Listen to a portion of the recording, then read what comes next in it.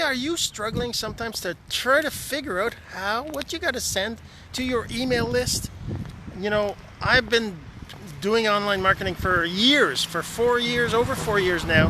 And one of the things that I've done is send out introduction emails in my email list, right? Is that the right thing to do? I'm going to talk to you about soap opera sequences in a second. So my name is Jean-Serge Gagnon, and I help you create digital courses so you can live your life on your terms. I'm just gone through getting my blood work done. I got my little things, and actually, you know what happened is that that happens sometimes, I guess, but she poked my nerves, and I just like jumped up. It was like I got this electrical shock right into my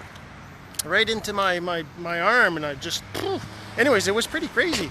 But that's not important. I'm talking about soap opera sequences. I was listening to Russell Brunson, where he talks about, when you're putting together an email list, right? They tell you gotta have an email list. Let me see if I can get.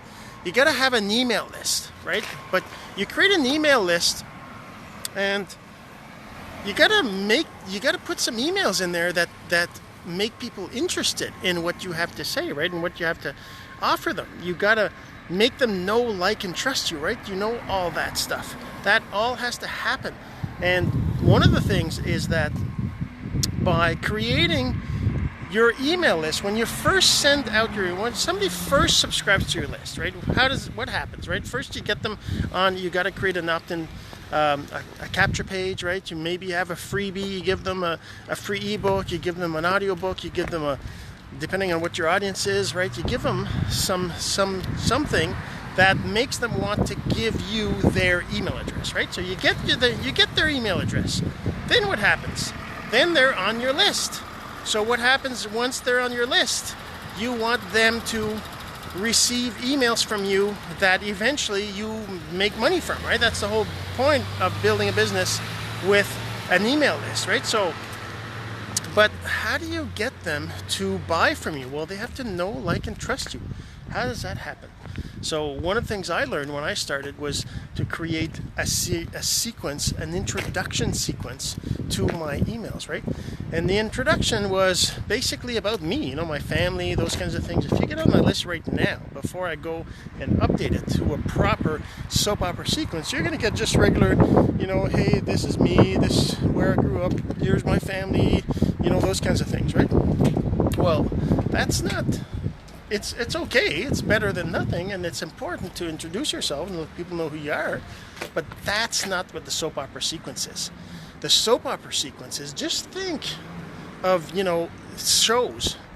Why are you watching this daily show? If you're watching a soap opera sequence, or a soap opera, or if you're watching, one of those weekly shows, why do you go back and watch that show? Or maybe you're watching a show and there's a commercial. Why do you go back to the show after the commercial? These are called cliffhangers. They're the writers, they know how to write those shows that you go back to it. You don't turn it off and say, I don't want to watch this, which can happen when the show's not done right. But that's the idea with soap opera sequences. You want to have your audience engage with you in a way that makes them want to go check that next email tomorrow. You want them excited about it. And that's what a soap opera sequence is. Okay, how does that work? Right? You might be asking, well, how do I make a soap opera sequence? One example Russell gives is, he said, well, here's the secret is that you don't start the email with the beginning of the story. You start it in the middle, where there's this question about whether things are right, what's going on. Like, for example, Russell, he talks about his graduation day. And he starts a story with, I was sitting there and I was looking left and right and I was thinking, what's going on? Don't these people know what's about to happen? We're all sitting here, we're all looking, and we're wondering, we're excited about what's to come, but we don't actually know what's going to happen next, what happens after today. We're all sitting here, it's totally insane. How can they be excited about an unknown future? And then he goes on and explains what that's about. So that's the day that I was graduating. I was sitting in the rows with everybody else, all about to graduate, because that's what I'm taught. I'm taught to get a good education so I can get a good job, right? That's what we're taught in school. And that's not what I wanted. And that's why I was sitting there wondering what these people were thinking and not understanding how they could be excited about this day when I knew it was just the beginning of my, if I stayed this course, it was going to be the beginning of my, boring life, right? And I didn't want that. So that's kind of what he talks about. That's an example of a soap opera sequence. So you gotta make it a punchline at the beginning, and then of course you gotta keep the story so that you say, oh, and tomorrow I'm gonna tell you about this. So make sure you check out your email and the subject's gonna be X. And that way you keep them engaged and interested in the next story. So you gotta have 5 of those.